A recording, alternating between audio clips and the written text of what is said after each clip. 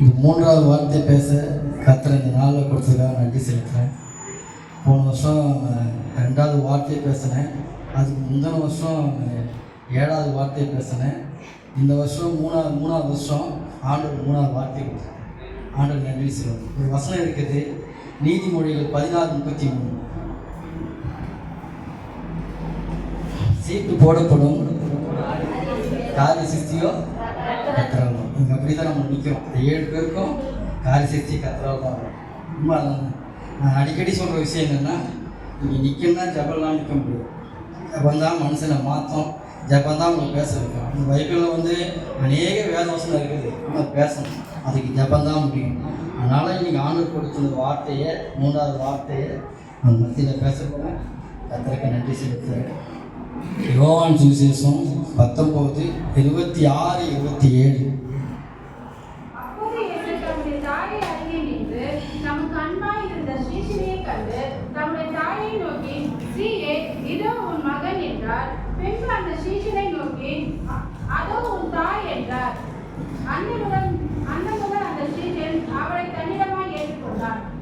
ஆண்டவர் பாருங்க, மறிக்க போகிற நேரத்தில் கூட சிலுவை பக்கத்தில் இருந்த தாயை குறித்தும் சிலுவையில் பக்கத்தில் இருந்த சீசரை குறித்தும் ஆண்டவர் சொல்கிறாரு பாருங்க. முதலாவது தாய்கிட்ட தான் பேசுகிறார், ஸ்திரியே இதோ உன் மகன். அதுக்கப்புறம் தான் யோவான் கிட்ட அந்த சீடர்கிட்ட பேசுகிறாரு, இதோ உன் தாய். 25வது வசனத்தை வாசிங்க.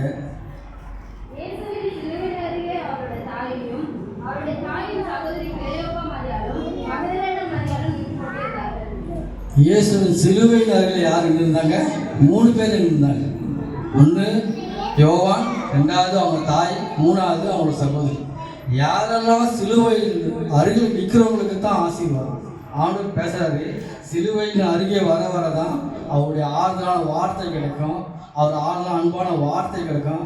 ஆண்டவர் வெட்கப்படுத்த மாட்டார். இந்த இடத்துல நீங்கள் சிலுவை நோக்கி அவர் பாதத்தில் உக்காரணும். அந்த ஆண்டவர் சிலுவையில் அறையப்பட்ட இடத்துல நீங்கள் பார்த்தீங்கன்னா ஏகப்பட்ட ஜனக்கூட்டம் எடுத்திருப்பாங்க. ஒரு கூட்டம் ஆண்டவர் எப்போ மறிக்க போறாருன்னு பார்த்துருப்பாங்க. இன்னொரு கூட்டம் பார்த்தா ஆண்டவரை தூசணமாக பேசியிருப்பாங்க. ஆனால் 3 பேர் மட்டும்தான் கண்ணீரோடு ஆண்டவர் முகத்தை பார்த்துருப்பாங்க.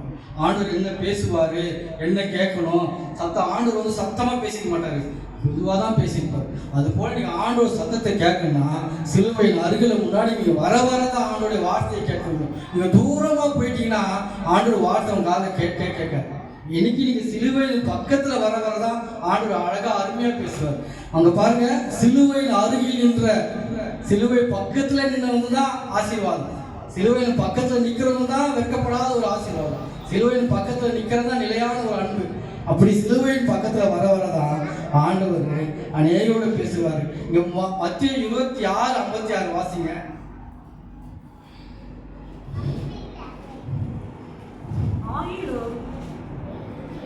தீர்க்கதரிசிகள் எழுதியிருக்கிற வசனங்கள் நிறைவேறும்படி இவைகளெல்லாம் சம்பவித்தது என்றால், அப்பொழுது சீஷர்கள் எல்லாரும் அவரை விட்டு ஓடி போனார்கள். பார்த்தீங்களா, ஆண்டவரை பிடிக்க வர தெரிஞ்ச உடனே அவர் கூட இருந்த அநேகர் ஓடிட்டாங்க, யாருமே இல்லை. ஆனால் யோவான் ஆண்டவர் மேலே வைத்த அன்பின் நிமித்தம், ஆண்டவர் மேலே வைத்த அன்பின் நிமித்தம் யோவான் மாத்திரம் ஆண்டவர் நோக்கி பார்க்குறோம். யோவான் பாருங்க, ஆண்டவர் இதயத்தோடு சாஞ்ச ஒரு மனுஷன், ஆண்டவர் மேலே ஒரு கரிசனை உள்ள மனுஷன். அப்படியாய் நம்ம சிலுவையை நோக்கி பார்க்கலாம், நம்ம வாழ்க்கையே மாறும். யோவான் 14:18. நான் உங்களை திக்கற்றவர்களாக விட்டு உங்களிடத்தில் வருவேன். ஆண்டவர்கிட்ட நீங்கள் வந்தீங்கன்னா ஒருவரும் திக்கற்ற முடியாது. ஆண்டவர் முகத்தை பார்க்கணும். ஆண்டவர் சிலுவையின் அருகில் வர ஆண்டவர் ஒருவரையும் திக்கட்டும். பவுலுக்கு சொல்கிறாரு, என்ன சொல்கிறாருன்னா, கிறிஸ்துவின் அன்பின் நிமித்தம் என்னை பிரிப்பவன் யார்? அருமையாக சொல்றார் பவுல். அவர் எப்படி ஆண்டவரோடு இருந்தால அவர் அன்பை அழகாக புரிஞ்சுக்கிறார். அவர் சொல்கிறாரு, நான் உயிரோடு இருக்கிற நான் மட்டும் அவர் அன்பை விட்டு பிடிக்காது. நம்ம மாறலாம், நம்ம ஆண்டு விட்டு தூரம் போயிடலாம், ஆனால் அவர் அன்பு நம்ம சாகரமுக்கு கூடவே இருக்கும். நீங்கள் எந்த இடத்துல நீ வெட்கப்பட்டிருந்தாலும் அவர் கண்டிப்பாக அந்த அன்பு உங்களை தேற்றும், உங்களை அன்பு உங்களை மாற்றி உருவாக்கும். அதுதான் பவுல் சொல்கிறாரு, கிறிஸ்துவின் அன்பிலிருந்து என்னை பிரிப்பவன் யார்? அழகாக சொல்லியிருக்காரு பவுல். இதில் பாருங்க, எபேசியர் 6:2-3 வாசிங்க.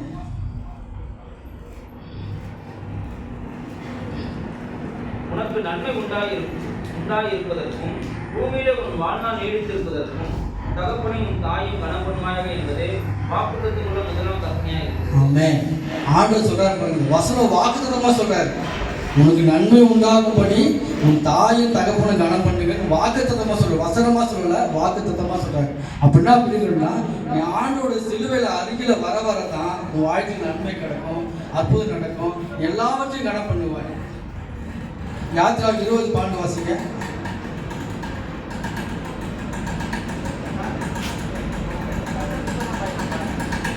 தேவனாகிய கர்த்தர் உனக்கு கொடுக்கிற தேசத்திலே உன் நாட்கள் நீடித்திருப்பதற்கு உன் தகப்பனையும் உன் தாயையும் கனம் பண்ணுவாயாக. இதுலயே அதை சொல்லிக்கிறார்.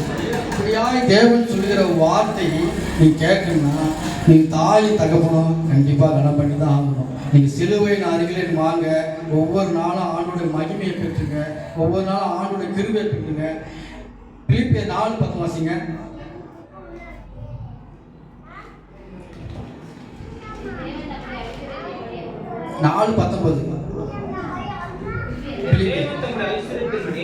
உங்கள் குறைகளெல்லாம் கிறிஸ்து இயேசுவுக்குள் மகிமையில் ஆமென். ஹல்லேலூயா. நீங்க சிலுவையில் அருகில வரதான் ஆண்டவர் வாழ்க்கையை மாற்றி திருப்படிங்க. தேவன் தம்முடைய ஐஸ்வரியத்தின்படி உங்கள் குறைகளை எல்லாம் நிறைவாக்குவார். ஆமென். நீ சிலுவையில் அருகில வர வரதான் கர்த்தர் உங்கள் குறைவெல்லாம் ஐஸ்வர்யா மாற்றுவார். சிலுவை விட்டு தூரம் போகாம ஆண்டோடைய வார்த்தையை கேட்க சிலுவையின் அருகிலே நில்லுங்க.